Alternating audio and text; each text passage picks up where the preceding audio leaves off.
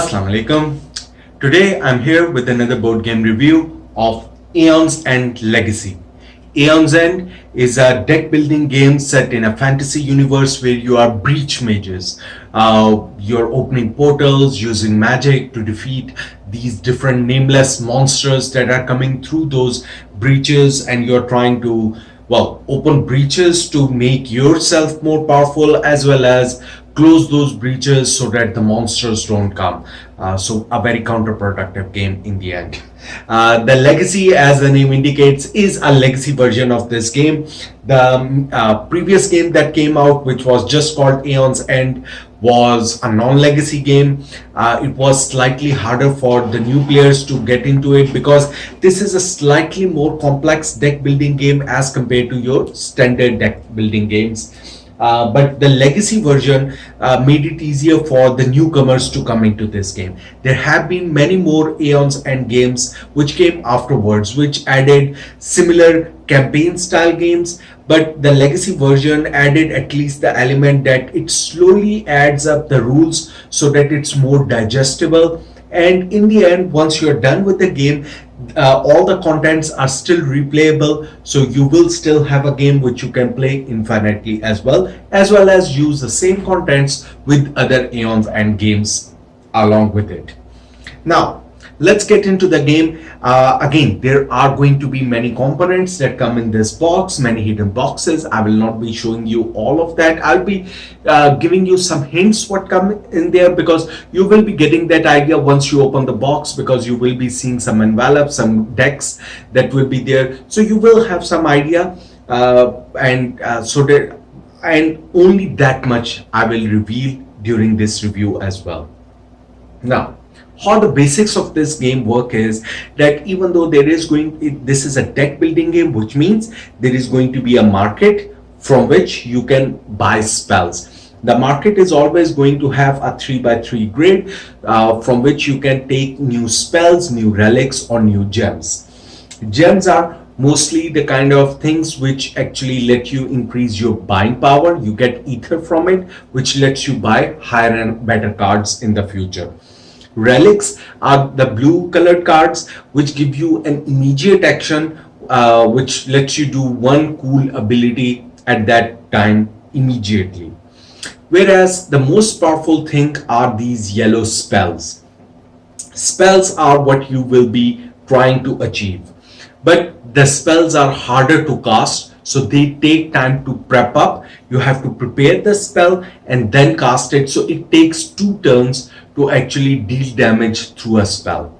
Now, once you understand that market, the other main difference from this deck building game to other is that you never shuffle your cards in this game.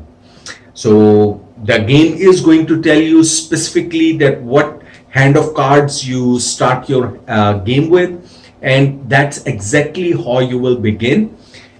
Your starting deck is decided as well, their order is decided as well, and once you discard the cards, you will have slight control of how you discard the cards, how you use them, how you buy them, and how they get piled up in the discard pile, and the same pile gets just flipped over once it is empty, and that becomes your new hand of cards. You never shuffle them. How the game turn works is, the only thing gets shuffled is the turn order deck. The turn order deck is going to have 2 of the nemesis cards, plus it's going to have 1 card for each of the players that are going to be in the game. If you're going to play with 2 players, then there are going to be multiple cards per player. So for example, for 2 players, it's going to be 2 cards per player. If you're going to play with 4 players, it's going to be 1 card per player that's going to be in this deck. You're going to shuffle these cards up, and then you're going to flip one of these cards, and that's going to tell whose turn it's going to be. These come with different colors. It's a colored card, then it tells it's the player's turn, and that player's color is going to take the turn. Let's say it was a player's turn, and let's say it was my player. How I will be taking that turn is that I will be using my hand of cards to actually take the action. One of the things I can do is this spell, as I said, that I can prep it. How I can prep is, On top of my player mat, each player is going to have their own player mat. Each player is going to get one of these player mats. There is going to be these different, and these are both male and female versions, so each player can select which character they are going to start with. They are going to name their character, and they will get these 3 breaches to start with, out of which the first breach is the open one. So to use a spell, first you need to prep up a spell in the breach, which means these closed breaches you can only prep a single spell at a time as of now. So for example, I'll put this spark which deals only 1 damage here in this area. And in my next turn, not in this turn, in my next turn, since this has been prepared, in my next turn, the first action that I will get to do is cast this spell before I get to prep any new spell. So this will be my one action. The other thing I can do is I have gems in my hand, and using the gems, what I can do is I can go and buy new spells, buy other gems, which can help me buy better spells in the future. I have 4 right now, so which each give me 1 ether, so a total of 4 I have. So I can go and buy one of these things which cost 4. The top of the card tells me that what's the cost of the card. So for example, I can buy one of these spells. So this spell, for example, says it lets me deal 2 damage, as well as if you have 2 or more other prepped spells, it lets me deal 1 additional damage. So maybe I'm thinking that right now it will take me time to actually open this breach, and maybe later I want to take it, and right now it's not going to be that much useful for me. So right now maybe I want to get a gem which is going to give me 2 ether in a single turn, and this will help me generate more revenue in the start. As soon as I buy it, it automatically goes to my discard pile, and whichever cards I had played, they all go to my discard pile as well on top. Once my hand is empty, I'll draw my hand of cards to 5 again, and then the next round will start. We'll flip another card, and then it gets decided that who goes next. So this was a sample of a player's turn. Let's say it's Nemesis' turn now. Now, each game is going to have this deck building game is a co-op game, and you will be all fighting together against one boss battle. So this is going to be the boss, and the unique thing about Aeon's End is that it comes with a single boss which you will be fighting, and it might have minions, but it's mainly a boss battler game, and all of these bosses come with their own unique decks of cards. There will be some common cards, but it will come with their own decks. You will be flipping that card over whenever it is Nemesis, and you will be flipping those cards over, and whatever is written on that card, that's the action you will take out. Normally it has 3 types of cards as well. So those 3 types are these purple, blue and yellow color as well. Well, these blue ones are minion cards. So once a minion comes out, these minion cards are going to actually remain on the table forever until you defeat these minions. So they are persistent. They keep attacking you until you defeat them. They have their own health. Each of these big monsters are going to have their own health. So for example, this Maelstrom is going to start with 99 health. And when you track these health of Maelstrom is on this dial. On these dials, you can track the health of the big monster. Whereas for smaller minions, you're going to use these smaller cardboard tokens to track their health. So this one is going to have 8 health. You're going to put tokens on it equivalent to 8, and slowly you will be attacking them. So when you will in the future use your spark to attack, it will be your choice. You can attack the big boss Maelstrom, which is your main objective, or you can temporarily damage the minion and chip away his health. As soon as he has no more health, then the minion gets discarded and there is no more minion. So it's up to you that when do you want to prioritize the attacks. The other type of attack they can do is these kind of attack cards which are purple. These are one-time attack. They are going to do some bad things immediately, but these are still less horrible than these yellow power cards. Now, how power cards are going to work is that they are more persistent than your normal attack. That it will say some number, that for example power 3, and you will put these 3 power tokens on them. What's going to happen is that every time the nemesis attack is going to come, one power token will get removed and the attack will happen again. Next time nemesis card comes out, again the power token will get removed and again the full attack happens again and again and again. So they are very bad, and there is normally a method written on them that how do you discard them.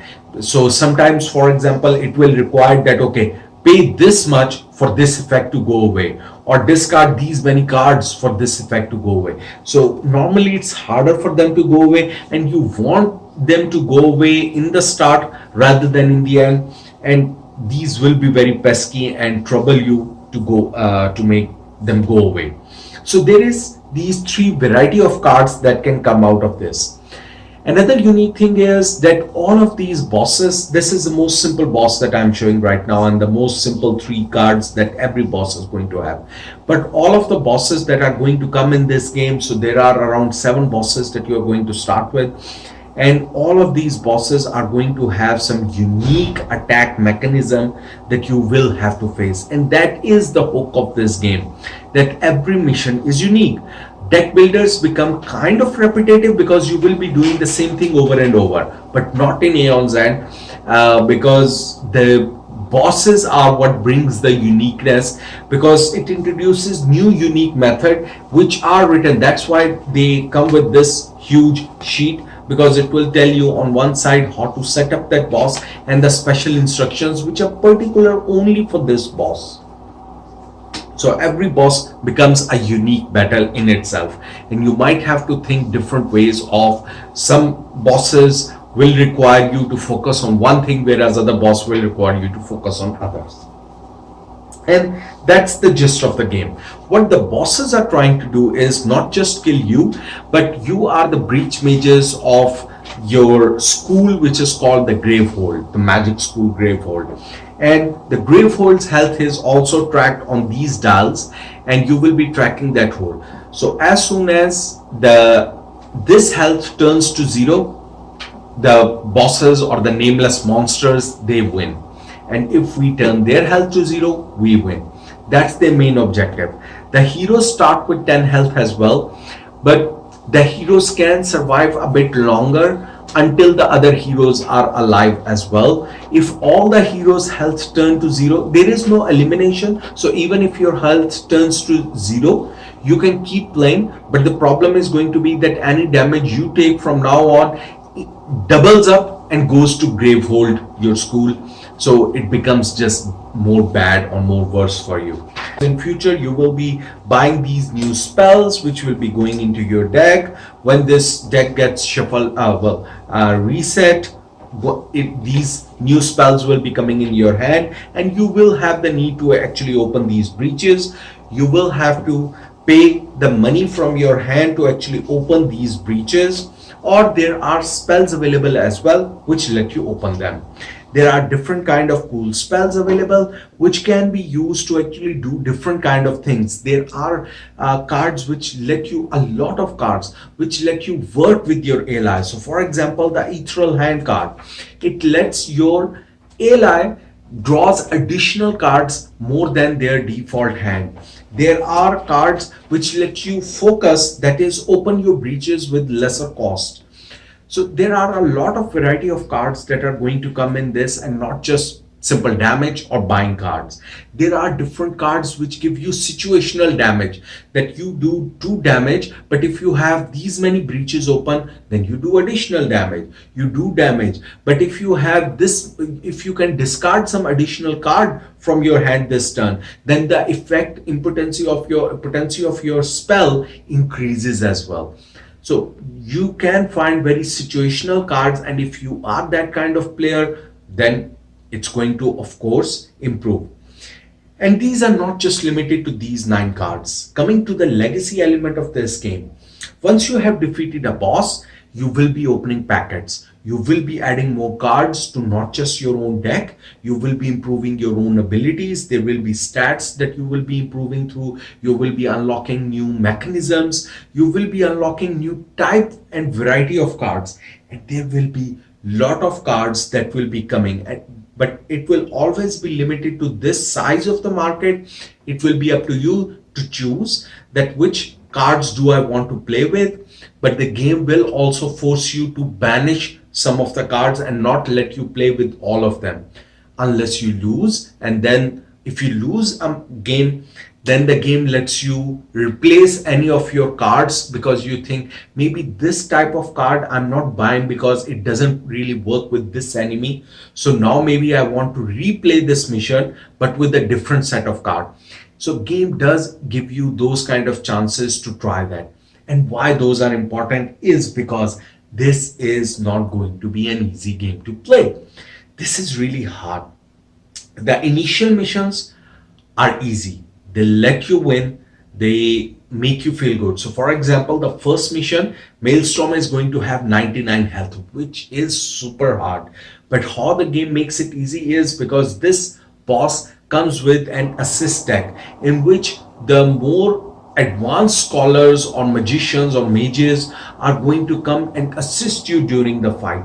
And that's how the game makes it easy in the initial mission. Later on, that assistance is not going to be there. Slowly, the game is going to become harder and harder. And I'll say that at a certain point, one mechanism in this game is what ruined the game, just ruined the game for me. And that was, I don't want to mention too much, but it was a mechanism which actually degraded our starting hand cards. And that's not what I like. If you want to make your game hard, then make the enemy more hard. Keep increasing our capability, fine. That makes us feel more powerful, that we are defeating enemies, we are learning more magic, and we are becoming more powerful. But then the enemies are becoming more powerful as well, and I'm fine with that.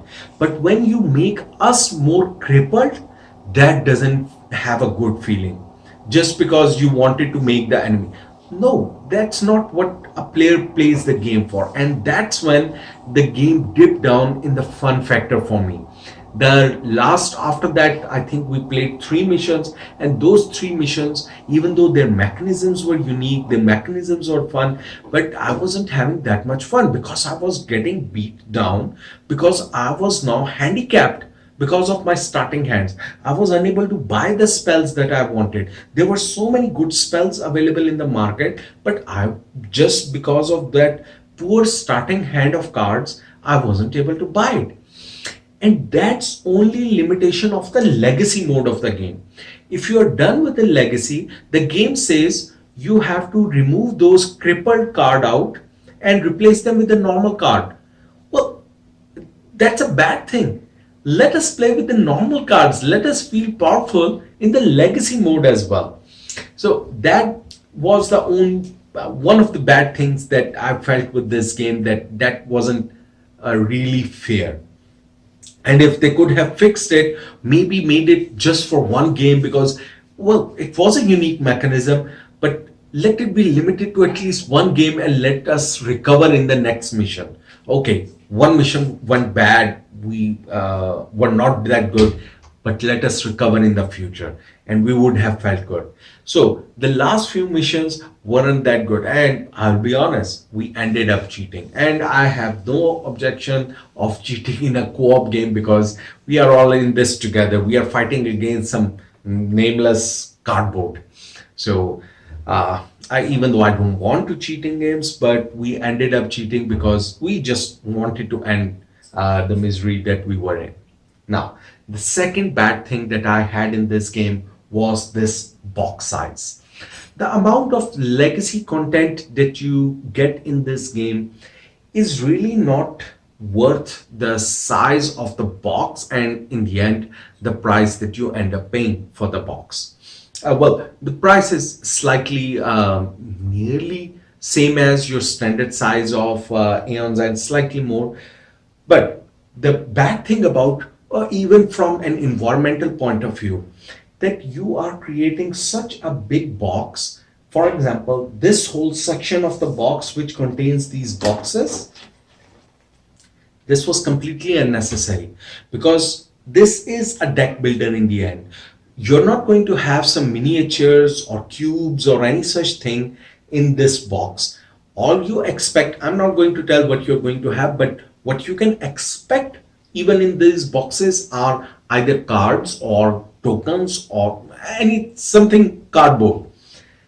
Now, the game does have for each chapter these envelopes, which, if you have seen, for example, My City does a splendid job. I think its legacy setup was the best one I have seen, because it's a legacy game. What it does have is paper envelopes. It puts all the legacy content in paper envelopes, because you don't need fancy boxes. Even these envelopes are made of thick postcard kind of material, thick cardstock material. You don't need that. You can use paper envelope for that, because these are later on not required. So be more environmental friendly, especially for legacy games. The components that are going to be permanent, keep them permanent. But how you package the legacy, the non-reusable components, be frugal with them. Now, instead of these boxes, all those cardboard tokens, additional whatever it was, it could have been easily packed in these envelopes as well as flat sheets. They could have put it there, because these you are going to open at certain times in the game anyway. So they could have linked, okay, before you open chapter 3 or at the end of chapter 4, open this envelope and you will get the contents. And it could have then, because these can easily just fit on top of this section, they could have easily removed all of this section of the box. So they could have made it a more standard ticket to ride size box, in my opinion, which would have been more environmental friendly. So that was one other concern. Now, the good thing, which was very fascinating for me, that was the two bad things: the level of difficulty of the legacy mode of this game, and, well, the abnormal box size and the content of the contents. The cool thing about the legacy mode of this one were the evolve cards. What evolve cards are? As you will play this game, you will find out that there are some enemy cards that you are going to actually evolve or grow throughout the campaign. So you will see those enemies over and over, but they are not the same enemies. Those enemy cards are going to get stickers, those enemy cards are going to evolve, there are going to be some story snippets that come out at certain times, and those cards change and become more and more difficult with time. And they could have easily just said, okay, now use a new card, but they didn't do that. They introduce a very cool mechanism that you see a link between those two cards. So from an egg, it became a larva. From a larva, it became something else. Again, I'm not going to reveal everything, but that's the kind of concept. So you get a sense of continuity in those enemies. So it's not just a random new enemy that came. It's something you had been facing for a very long time, and now it's evolving. So that evolved deck mechanism was something really fun in this one. So there are a lot of cards that you will be going through once you have gone through this legacy campaign. And to me, that was a very fascinating concept in this legacy game. Overall, coming back to the core game of Aeon's End, I'll say among all the deck building games, I will compare this to the many deck building games that I have played, like Hero Realms, the Marvel deck building game. I'll say this is one of the most complex deck building games. So if you are in the market of looking for something really unique, something which is out of ordinary, you're tired of just your basic deck building, Dominion like deck building games, then Aeon's End is going to actually present a lot new concepts, a lot new mechanisms which you have never seen before. and that's really going to satisfy you. But if you are someone who likes your typical deck building games and don't really want that much uniqueness in each and every battle, or it's going to just confuse you, then I will say skip this one out, because it is going to confuse you a lot with a lot of more mechanisms. And even though they are unique and innovative, they're not that exciting. They are good, they are innovative, but they're just fine. So you will be paying a lot for just a bit of innovation, not too much fun. You can get that level of fun from other deck building games more easily as well. So to me, Aeon's End was just middle of the level game, not a very unique thing, other than few unique elements like the evolve deck or few unique enemies which introduce unique mechanisms. But other than that, it's just a fine game. So I know Aeon's End has its fans, and to some people this is one of the best deck building games, but that's my opinion. And I hope that these opinions can tell you if this is something that you look for in a deck building game. And if that's for you, best of luck to you. That's it for me. Happy gaming.